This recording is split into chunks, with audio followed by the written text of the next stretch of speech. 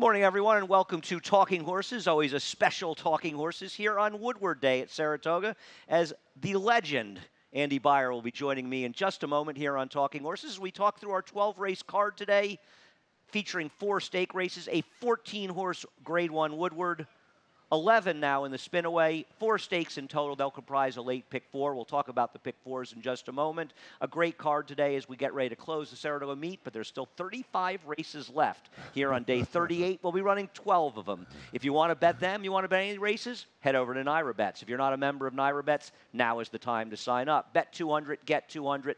New member bonus. Promo code is SPA, NYRABets.com. And as we go on to the next thing, I just want to say, by the way, that was an excellent anthem by Emma Cornish today. I was very impressed. I'm very impressed by the people who do the anthems. You have to be impressed by people doing things that you could never do. It's Woodward Day. Want to let people know there are 3 pick 4s today. Races 2 through 5, as always, pretty much always, when there's no jump race. Races 6 through 9 and races 9 through 12. So pick 4s, excuse me, throughout the day, encompassing all 12 races. As promised, his annual Woodward Day appearance, Andy Beyer. Andy, how are you? It's good. I'm glad to be here. I'm a little exhausted from handicapping this card. You know, I never want to be totally embarrassed by you when I do this show, but I mean, it's so much work to just do 12 races at Saratoga. I don't know how you keep your sanity for 40 days. Well, it helps if you begin by not having any sanity, right. So you don't really have to worry about holding on to it. You just find levels, but the racing is great, and it is a terrific card today. We will get right to work. Today's first race, they're 2-year-olds going 7 furlongs, and you often see the maidens stretching out to 7 furlongs in the closing week, and I just didn't find a whole lot to go on. I thought Speed App would probably improve it here for Wayne Lucas. You talk about Signal Man. In fact, why don't you talk about your top pick, Signal Man, right now? Well, first I'd like to say that, you know, when I looked at this race, I mean, one of the first, I don't want to sound like I'm shilling for my employer, but I always check the daily racing forms, clocker reports on these races full of first-time starters. And this field may be stronger than we think at first glance, because both Lion Dance and Frolic More, you know, get glowing reviews from the clockers. You know, I nevertheless decided to go with Signal Man here, just because, you know, at 7 furlongs, you know, having a horse with a little experience is probably a plus. And Ken McPeak, his trainer, is a notoriously bad first-time starter trainer. His stats with 2-year-olds on the dirt, second time out, he's got 28% winners. I mean, that's a terrific number. So that's why I'm going for Signal Man. Yeah, I didn't love this horse's first race, but like obviously you're believing he'll improve a lot. And he did catch a sloppy track first time out. I like the 8 Fed Fever. I'm going to go with experience in general at 7 furlong races if I can. And Fed Fever took money for George Weaver, who's sort of been doing much better lately after a slow start, and he was parked 5 wide. He didn't really get out that sharply. He broke a little slowly and ended up 5 wide sort of the whole way around. And I think Fed Fever is a much, much better horse than that, and I believe we're going to see it today. As matter as the firsters, Frolic More, it's worth mentioning, the Dallas Stewart horse you touched on. Dallas had a nice winner on opening day, or Travers Day, I think, in the first race, in that maiden race that took no money, so we'll see if this one can run as well. Yeah. His first-time starter record is not great. That's why I sort of backed away from No, I agree, but he had that one ready to go the other day. I think Brian Hernandez rode that one as well. Race number 2, 5.5 furlongs in the pick 5. The first pick 5 kicks off in race number 1. The pick 4 kicks off in race number 2. Race number 2 at 5.5 furlongs. Douse's Beach is where the conversation has to begin. Yeah. I know it's Jason Service off the claim with a turf sprinter where he's almost unbeatable. I'm a little bit concerned that this horse's career is completely over. He got very good when Brad Cox claimed him. He ran well for a few races and just crashed and burned. He got claimed for 62.5. He crashed for Joe Sharp, who dropped him to 40. Now Jason Service claims him and drops him to a quarter. And I just think there has to be, listen, I understand he can win. I picked him 3rd. But I think there has to be a real question whether this horse can run at all anymore. I mean, his stats are just so awesome. I mean, turf sprints over the last 5 years off a claim. 50%, 12 for 24.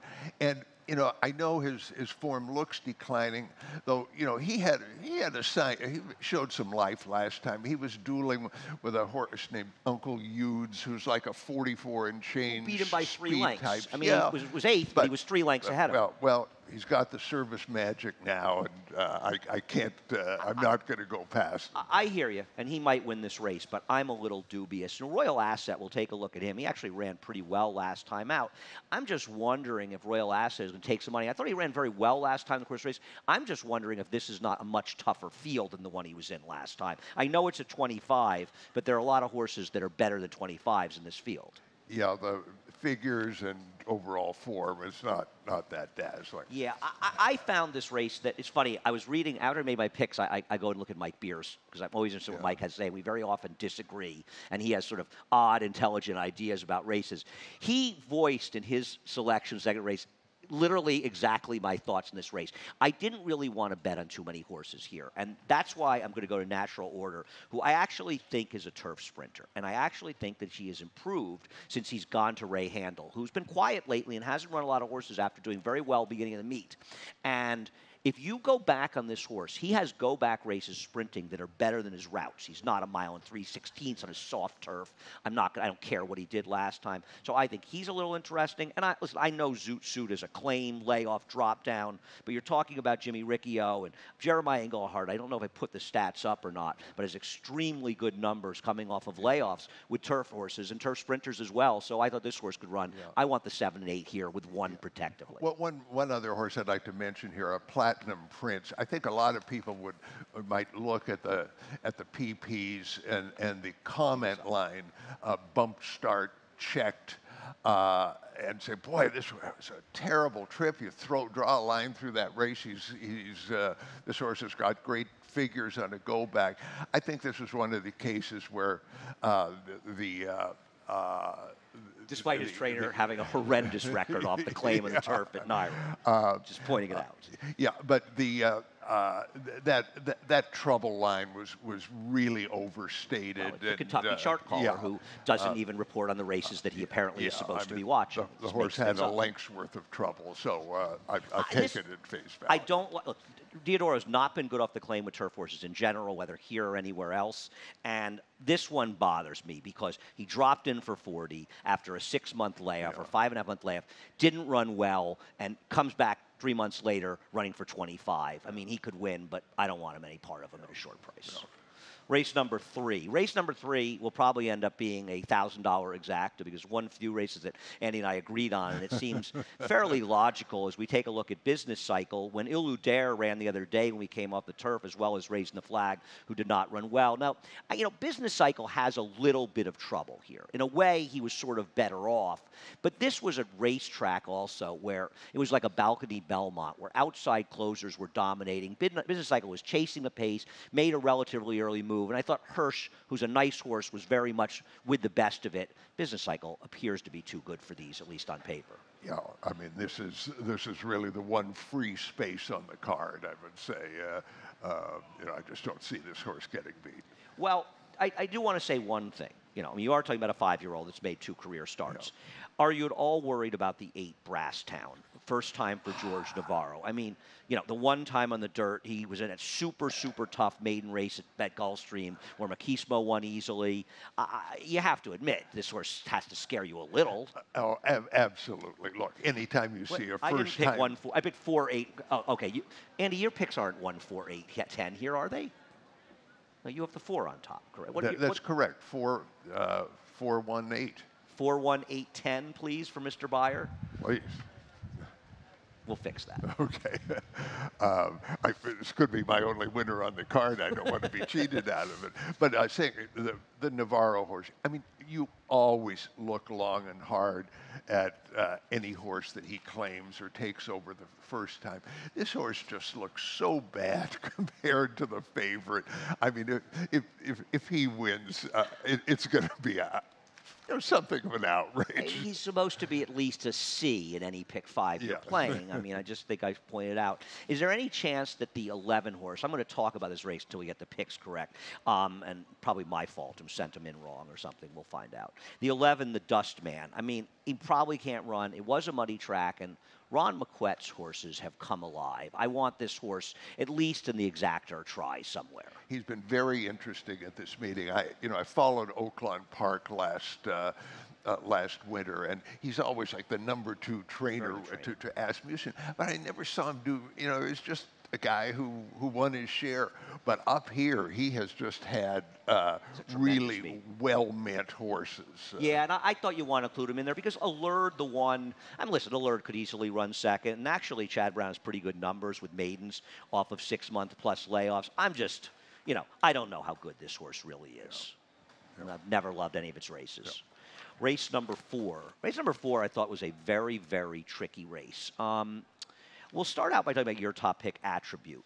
My main concern with Attribute is coming from a huge effort on a rock-hard turf course at Belmont in a mile and coming to Saratoga on a good course around 2 turns, you might see a very different kind of performance. It could be. I mean, he got beat by a really good young horse, an American Guru last time.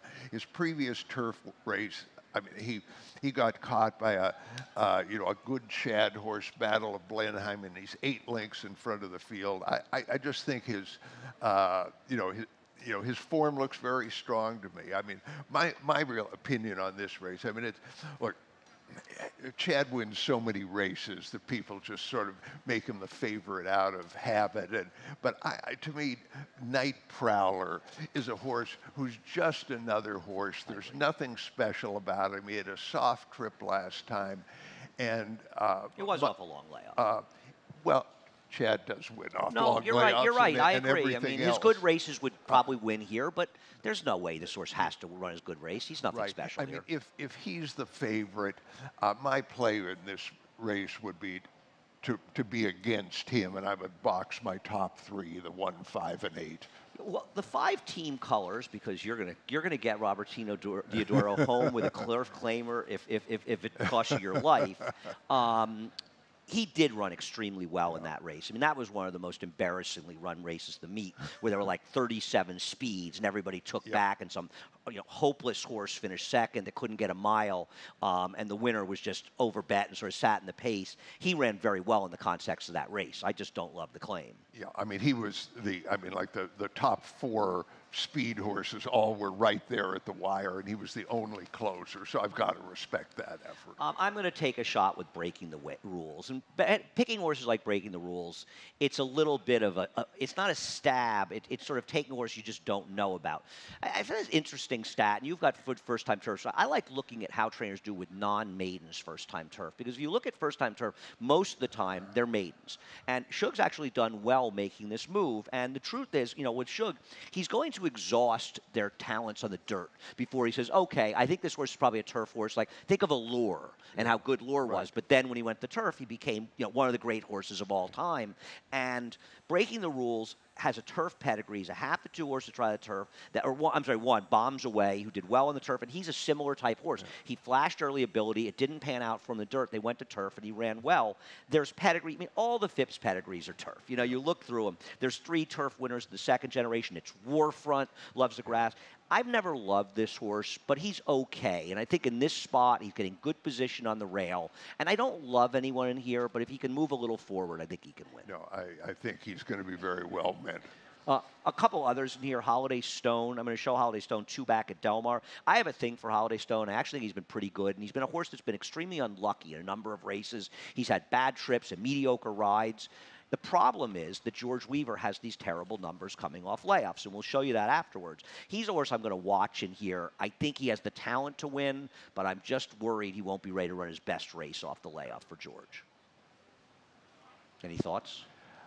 I know you love George. I mean, George's record in Saratoga the last 7 or 8 years is unreal. No, he dependably comes up with slightly off the wall horses. That's you know, the kind of trainer you want to follow. He had one here the other day that I picked that some might think ran poorly, and I'm going to say there was a variation where he could have won. I'm going to use Hembry as well, who I thought ran well last time, but he's in somewhat the same predicament as your 8, coming from a very firmer course at Belmont to this course. Race number 5 at 1 1/8 miles. I don't have a lot to say about this race. You and I saw the race pretty similarly. And we'll show Wooderson's, a horse you and I both picked 4th. We'll show the replay.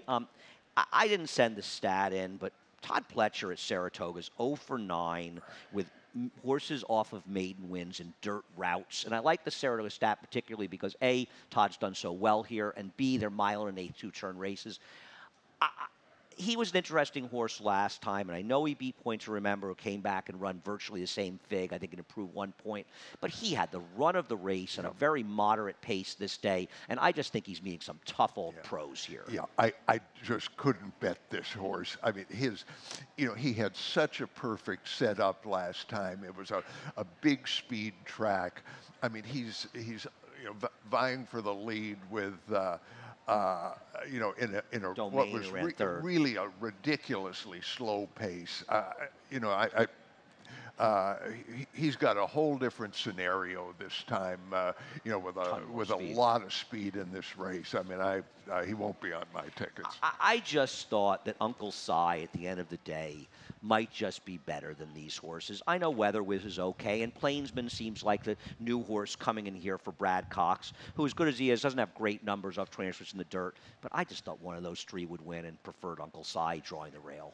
Yeah, you know, I think he's going to get a good trip here. He's got enough speed that he could be sitting behind the speed, saving ground. You know, his last race was very solid. You know, Can You Dig It came out of there, won the Evan Shipman. You know, going back, I mean, ran against the likes of Diversify. I just think he's got solid dope and is going to get a good trip here. I agree. I saw the same way. Just to, for a second, if there's people here that are not familiar with Andy Beyer, and obviously you're familiar with the Beyer figures in DRF, and there's people that have just coming into racing and learning about racing, and you may know of Andy, and you're younger and you didn't read his columns.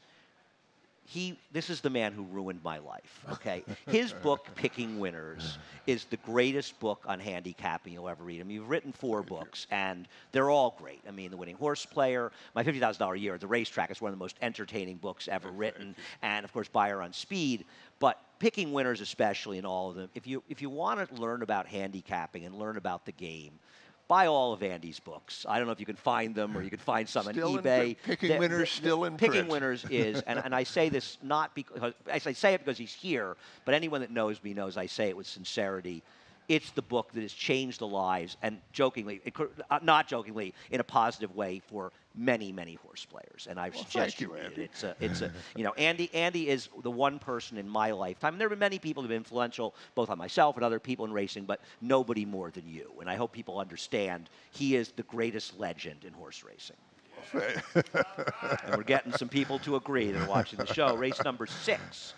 As we make our way through this card. We only have 7 more to go, guys. Race number 6, 1 1/16 miles in the turf. I want to show the Noble Spirit Southern Bridge race and talk to you a bit. And I know you put Southern Bridge on top. I didn't. Reluctantly, but go ahead. I don't like this race. I don't like the horses in this race. And I thought Southern Bridge for Mott, because he can win with a firster going along up here. Yeah. I mean, he didn't have a great trip, but he had an okay trip. He was a little wide. I mean, what was his excuse not to finish it all? No. I just cannot believe there aren't other new faces in here that aren't better than these horses. Well, that was my thinking when I first handicapped this race. And that, you know, the horses who've come out of that field haven't distinguished themselves. I said, boy, these are a couple great throwouts. Then I got the workout report, and they all stink. I mean, no, don't let me, that's a little too harsh. But nobody got... Nothing's too harsh for you.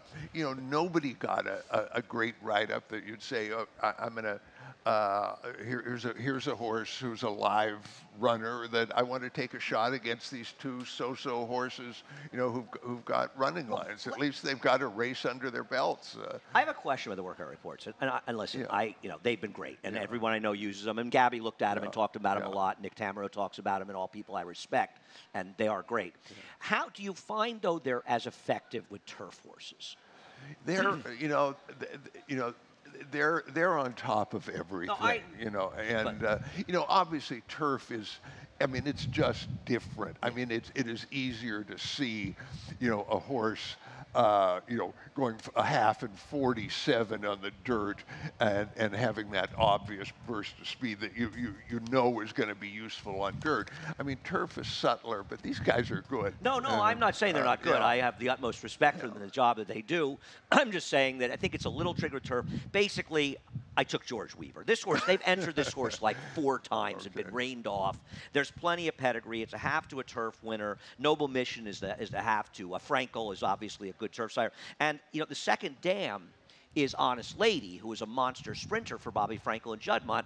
But she's produced 5 horses to try the turf, all of them won. So it's a Juddmonte turf family, and there's plenty of pedigree. And I threw in Chad Brown's Spirit Animal, the Lemon Drop Kid, who they ran in the dirt, but has to be more better on the turf. I didn't have anything smart to say, but they were my best guy. I'll tell you who else. Agitator for Nick Zito. I mean, this horse has the pedigree in here in a lot of ways. It's a half to 4 turf winners. I know it didn't cost a lot of money, and even though Vindication is a half to the dam, I mean, this is a big turf family, so I'm going to fool around with them.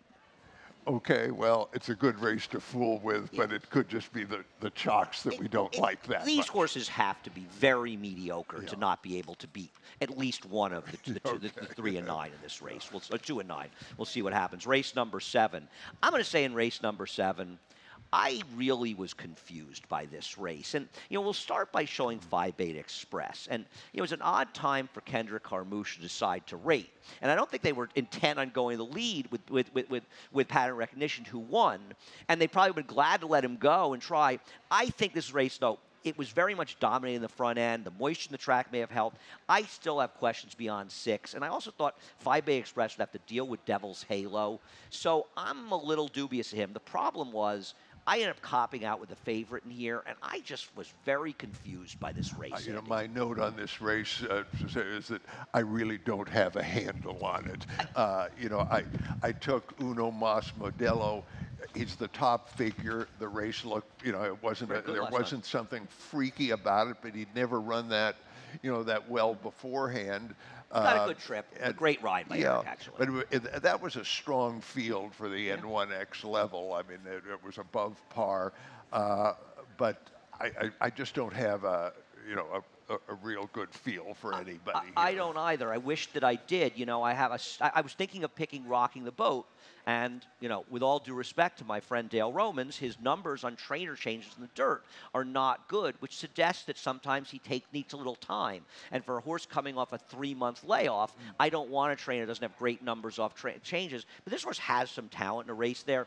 I don't trust Long Haul Bay. Don't get me wrong. I don't want to just cop out with the favorite in Chad here. But he may have really, not just that he hated the muddy seal track last time, but at the end of the day, he was caught out in the middle of the track chasing, sort of on a day where you really needed to be on the front end. And I know that Celtic Chaos came back and won. He had no shot last time. I mean, that was a super speed favoring bias, in my opinion. And so he was against it, but I don't trust him in a short price. No. I don't trust him either. I thought it was a very, very, very tough race. We'll see what happens in race number 7. Which kicks off, actually, the pick 6. The Naira Bets late pick 5, the last 5 races on today's card. We'll cover that right after a quick break for us to catch our breath. They're off. Bet the horses anywhere, anytime with Naira Bets. Rushes out of there to take the lead. It's easy on your computer or Naira Bets app. Earn valuable reward points on bets. Play in our exclusive promotions and earn cash rebates. Sign up now. Bet $200 and get $200. Bet any track, anywhere, anytime. NairaBets.com. Naira Bet's late pick 5 kicks off in race number 8 in our 12 race card. Keep in mind, if you want to play the Naira Bet's late pick 5 and you are not in New York State, the only way to play it is to play it through Naira Bets. This Saturday, a minimum payout of $300,000 if you are the only winning ticket and you played it through Naira Bets, the Naira Bets late pick 5. Race number 8, 1 mile on the inner turf course. And I think it's one of the more interesting races on today's card, Andy. And I want to start the conversation with Hazine, breaking from post 10. And I understand that this horse ran the fastest race last time, but he enjoyed an absolutely perfect trip to get it done. And he held up another Chad Brown horse who's made a career of finishing second in races. And he draws post 10 today, which is very problematic. And to go from an inside post and sort of sucking along on the rail to post 10 against, sort of more hardened horses, I think the distance is a bit of a question for him. I think he got it because of his trip last time out. And to me, maybe he steps forward, but I want to try to beat this horse at a relatively short price from this barn, from that post. I mean, that was my initial instinct, and I would just the big figure and and Chad and the super fast workouts since his last all just swayed me in the other direction. I mean, my initial thought on this race is that there isn't much speed in the field, and I was looking for a horse who might take advantage of a pace situation. I thought maybe Strike Me Down was that horse, because last time when he didn't show speed, he took back because his stablemate was on the lead. And you go like three races back, he's in a stake against an okay field. I mean, he's got speed. He could take advantage. What about Final Frontier, though? I mean, I think Jose Lescano and Tom Albertrani would be wise to take advantage of a horse who has some sprint speed and just sort of getting blinkers on. I would just go with him because he has a turf pedigree as well. I try not to base any decisions on a thought that trainers and jockeys will be smart enough to send their horse in the turf race. I understand, and it's one of the reasons that these 1 mile turf races here are very problematic, because it requires, weird things will happen. A random horse will go the lead. I don't know. My problem with Strike Me Down is I don't like that Prioritized race. Though I will say Prioritized ran well here in the Better Talk Now the other day. I just didn't like the horses out of that race overall. I thought they were a cut below, but your point is well taken with Strike Me Down. And I wouldn't even be surprised to see maybe a horse like The Man Behind the Man get an aggressive ride from Jose Ortiz. I like another in here. I'll show you a stat for Bill Mott. He's got very good numbers off maiden wins and turf routes. I mean, those are astonishingly good numbers, winning with a quarter of them. They're $12 horses, and they're winning at almost 25%. I know he got a good trip last time, but this is a horse that has dramatically improved this year. And I just feel like he's improved a lot this year, and he could take another step forward for Bill. And he's not that slow. I mean, if the pace isn't quick, he can be in position as well. And I think Junior has ridden very well when he has the opportunities here. Yeah, I mean, again, trying to figure out the pace scenario. Well, I agree. That's the other thing. I want to be careful about sort of taking horses. Say, well, and I'm not saying you did that here, but I like him because I'm hoping that they're aggressive with him. That's going to get you in trouble unless they're 30-1 and you want to do that. It's fine. But I think Colston, Mississippi will benefit from stretching out. He got a ridiculous trip back at Gulfstream Park, and his Penn Mile wasn't terrible. I mean, I think he fits on that race. And Final Frontier. I mean, Final Frontier is a full to Better Lucky. And Better Lucky was a Grade 1 turf horse who won almost $1 million on the turf. I don't think that horse can be completely dismissed here. Nope. So I thought this was a more interesting race, and one of the reasons I'm trying to beat Hazine. Race number 9 kicks off the stakes portion of the card, and so people know, a late pick 4 will start in race number 9 as well. This is a very, very tricky race. And we'll start out with Raging Bull, who's the favorite and horse to beat. Andy's going to try to beat him, getting the best of Maraud last time. I think, and I like Maraud as a horse, the softer turf helped Maraud, and it may have hindered Raging Bull, and Raging Bull still won. I'm a Raging Bull fan. I just am not convinced how good this group is. I mean, sometimes it's really hard to assess these three-year-old turfers because they all stay within their own ranks. Right. I mean, they don't run against older horses. I don't know, but. Well, let's show the up the ante Raging Bull race as well. With up the ante, he was able to control the pace in the front end. And while it was a slow pace, the turf did have some give in it in here, but he was really able to control. Well, he got a gift. I mean, there was a sprinter in the race who took hold, and he found himself on the lead. The sprinter in the race that took hold was trained by the same man. So that may have been one of the reasons that he found himself in the front end. Yeah. I think he's a little dubious around 2 turns, but are you sure he's not going to control this race on the rail up the ante? Could be. It's just, you know, when I see a horse coming off kind of a perfect setup, I just want to shy away from it. That's fair. Now, your horse, Golden Brown, they tried the dirt last time. That was whatever. But he's a turf horse, and he's a dramatically better turf horse. I thought he ran well to win this race. Also, Hot Springs had a little trouble, but overall got a pretty good trip. I thought the horse ran well. You know, people might look at the trouble on Hot Springs, but when you see right now the winner is really pulling away strong. What you want to see from a turf horse. I thought this was a good race.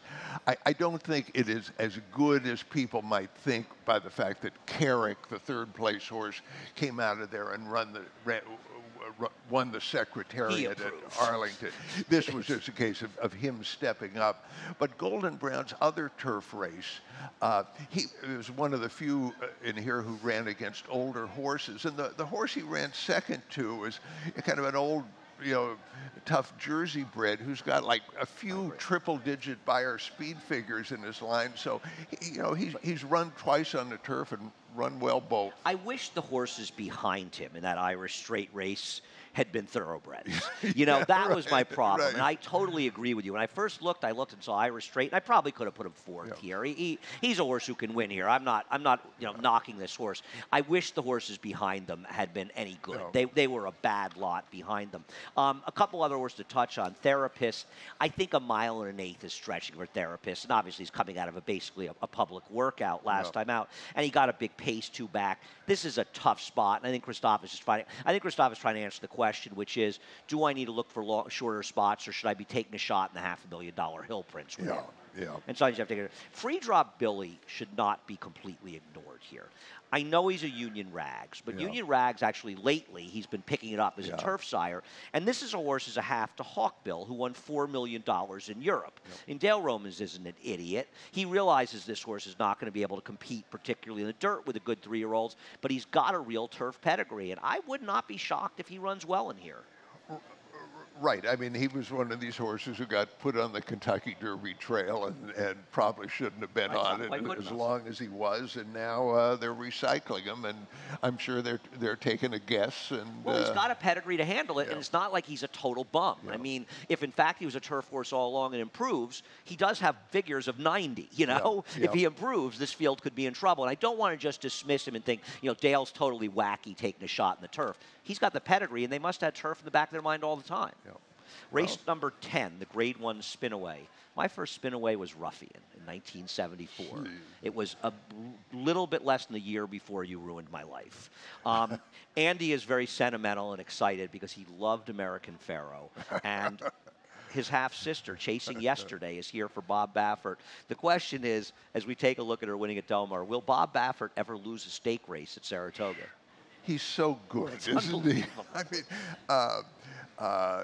he just he just knows how to get the most out of young horses and fast horses, and he's not afraid to use horses' speed. I mean, there in a nutshell is Baffert's secret. I mean, he works them fast.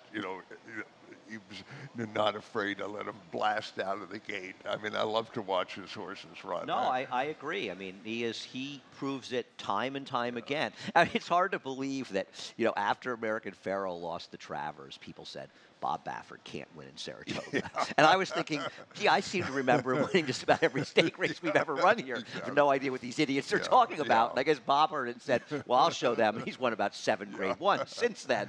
I hear you. She's very good, and she is the worst to beat. But I feel like 5-2. I understand David made the morning line. I have great respect for the job that David does.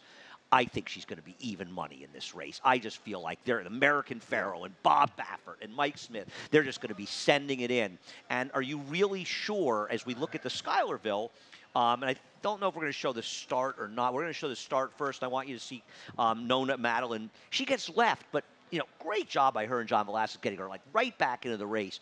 I was very impressed by Catherine the Great in this race. I mean, she breaks the rail and just totally outruns these horses.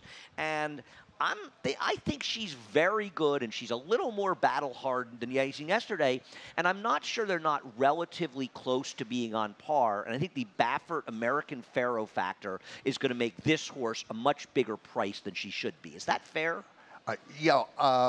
Well, my feeling on the morning line and this is that Chasing Yesterday is probably going to be even money, and the horse we're about to talk about, Restless Rider, will be 2-1. Really? Yes. We'll get to her in a moment. So this horse is going to get completely lost, then, you're saying, Catherine the Great? I think so. You will at least have a price. Well, I know that Mark struggled, Cassie, at the meet, but I don't want to get. It's not. I don't think there's some voodoo on his horses. I was super impressed by her race, and I don't want to say like she can't win this race. I just don't think she's good enough. Yeah. Well, I mean, Chasing Yesterday, forget the Baffert, forget the American Pharoah. Just look at the race. It was really impressive. I mean, the filly she beat in there came back to run a figure of 82 in her next start, and Chasing Yesterday just toyed with her. I mean, this, No, I'm not. Listen, I'm not trying to undersell Chasing Yesterday. I just think from a value standpoint that she's going to be an underlay. I wouldn't make any single multi-race bet where she wasn't an A. Talking about Restless Rider, we're going to show you the stretch, but she's a horse that had legitimate trouble earlier in the race when a horse I think went down during the race. This was a very impressive race. I'll let you talk about it. Yeah, when I saw this race in June, I just sort of jumped out of my chair. I'm sorry you don't have the trouble call, because it was really dramatic. A horse, evidently broke down in front of her. That's why we didn't show it. And she was like, had at least took up and had 4 lengths worth of trouble, and then buried the field. But in retrospect, as I look back on this race, I think it, as you would say, is a little dressed up, just because the horses behind her in that field were so terrible. I mean, they couldn't run figures of 50, and so the third finisher improved his figure 12 points at Prairie Meadows next time out. But the big. The big margin was a function of their badness. It usually is. I mean, let's be honest. Big margins are competition. But I just have a hunch there's going to be a real groundswell for her off that trouble, and she could win. She could be special. So you think she'll be second choice over Catherine the Great? Interesting. We'll see if that's the case. Anybody else in here worth talking about? I mean, I don't want to just dismiss them all. I thought that Reflect was interesting, that Keith DeSormo was coming in with this horse, but frankly, I thought that she had a pretty good trip last time out, Reflect, and just didn't do that much running. No, I couldn't make a case there. No, I think we're talking about. I think this is a really strong field, and we haven't had that many killer 2-year-olds at this meeting, but we might see one here. No, I agree. I mean, Mucho and the Hopeful is going to be very tough, but we'll see what happens. The Spinaway race number 10, the Grade 1 Spinaway. The Woodward Stakes, presented by Naira Bets, is race number 11, and can you? Andy, this is the most important member of the show. Moment of the show. Got to remember to play the early and late Dunkin' Donuts daily doubles today and all days. The early and late daily double at Saratoga is brought to you by Dunkin' Donuts. Enjoy the new Dunkin' Run menu this summer, including delicious afternoon snacks for $2 like donut fries, ham and cheese roll-ups, and pretzel bites. America runs on Dunkin'. Participation may vary. Limited time offer. Also, a 10% winner's bonus on the TRIFECTA if you play it through Naira Bets in the app only. And I want to say, if you hit the try in the Woodward, you deserve at least a 10% bonus, because here's my question for you, Andy. You've been coming to Saratoga longer than I have. Can you remember a 14-horse mile in an 8th race? No. I mean, on the dirt. I mean, I think we've had some on the turf. I know that crazy race that long shot I liked won back on the Travers Day years ago. But on the dirt, I can't remember a race like this. I mean, this is incredible. Yeah. I mean, this is not a great Woodward by historic standards. I'd rather a 14-horse field that's not a great race than a 3-5 by Gunrunner. Yeah. I mean, I think you could argue that the Woodward has as illustrious a history and a roster of winners as any race in the country, including the Breeders' Cup Classic. I mean, one of the greatest races ever, the Dr. Fager Damascus Buckpasser matchup. Right.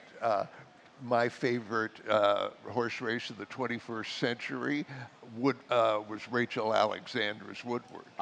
There's no race that I have watched more in my life than that race. And Tom Durkin, the greatest race caller in history, his call in that race when he says, they come to the stretch and the filly's in front, but he says, but a dramatic stretch drive awaits. It's just, that's Tom, why Tom was brilliant. I mean, a lot of people might not have understood what was going to happen in the stretch, but Tom understood at the quarter pole, and he said it perfectly. And, for people who remember their racing history, there was a streak where the winners of the Woodward in consecutive years were like Forgo, Affirmed, Seattle Slew, and Spectacular Bid in a walkover. I mean, that's pretty darn good. Greatest horses of all time. It really is an amazing race. I want to start the conversation with Gunnevera, who I think in some ways is the horse to beat. I mean, one of the things I did in this race, and we'll show the Travers last year, I thought he ran a sensational race near. I mean, the inside was good, his speed was good, he made this big wide move, ran second.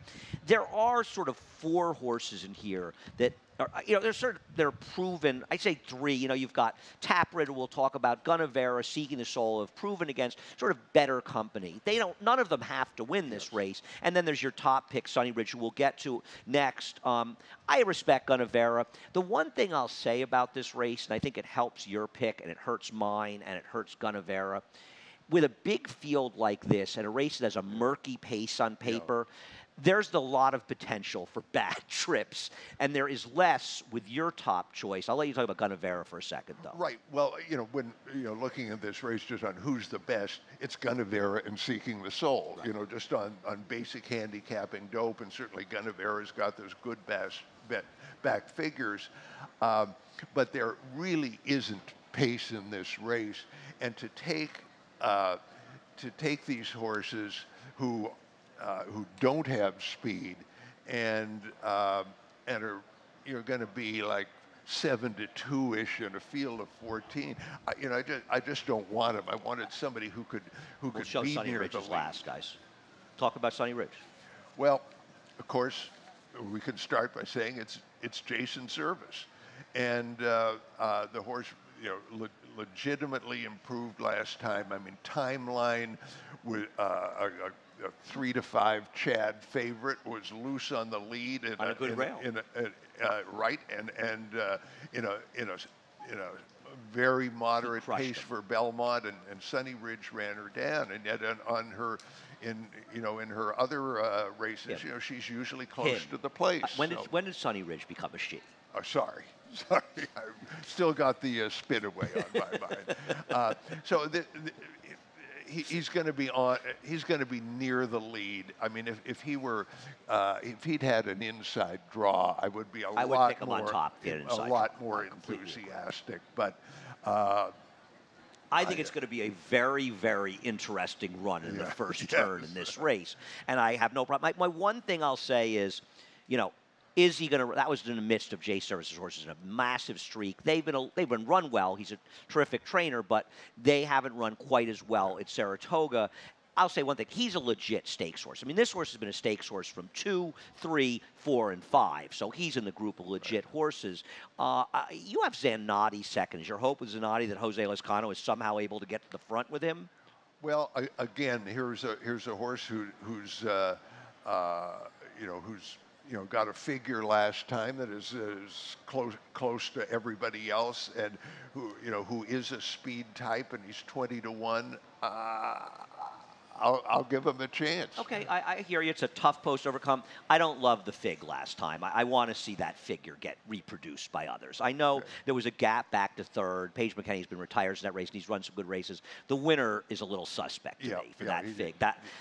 He's never won a stake before, and I agree with that, but we thought the fig was okay. The number 10, Seeking the Soul, will show him winning the Clark. He's a Grade 1 winner, which is something that a lot of horses in here can't say. Do we have any other Grade 1 winners in this race? I'm not sure. On the turf, we do. We'll get to that. He did get a sensational ride in this race to win by John Velasquez. Javier has been riding extremely well at the meet. I totally agree that the idea of getting a closer in this race is a very tricky thing. But, Dallas Stewart, I was thinking about the job he did last year with Lemon Forever together. What's her name? The Lemons Forever horse. Forever Unbridled.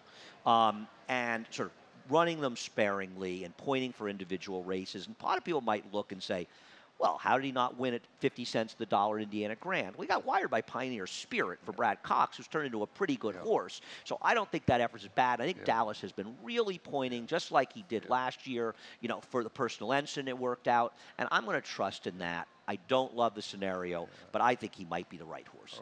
And he fires every time. I mean, the only bad-looking line there on you know, on his wreck was you know, when, you know, Gunrunner ran a monster number. I mean, so, you know, he's good, he's consistent, but we have our reasons for our reservations. I hear you. This is a very tough race. I want to mention a couple other horses. I quickly want to mention Discreet Lover, who is there should be an Eclipse Award for the overachiever of the year, and it would go to him. I mean, he really ran well last time out in a speed-dominated race, and I'm not going to be surprised when he makes an appearance somewhere in this race. He's a cool horse. Yeah, I mean, he had that was such a fast pace in the Whitney. But nobody else closed?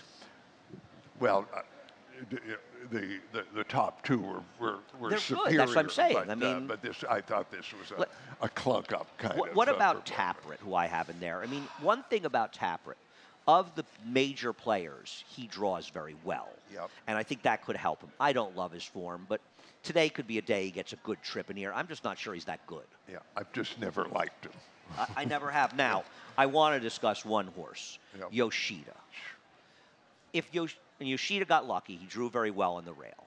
If Yoshida were 15-1 in here and you wanted to take a shot with this horse, and I know Tom Amos said in the show yesterday his dam was a dirt pedigree, Heart's Cry, maybe a Sunday Silence. He's a turf horse.